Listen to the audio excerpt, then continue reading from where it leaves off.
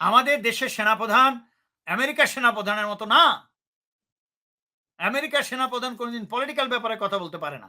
বললেই তার চাকরি চলে যাবে। বা সে কোনটা বলতে পারে?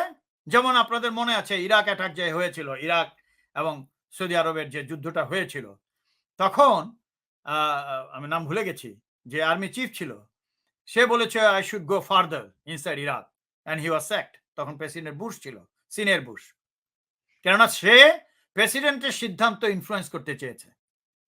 আবার যখন এই Trump president capitol hill attack করলো, which is against the constitution, তখন সে আবার প্রেসিডেন্টের বিরুদ্ধে ইনডাইরেক্টলি বলেছে will protect the constitution, we are under the constitution.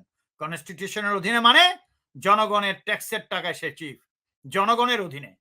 So president, you are doing something against the people, I am not going to support it.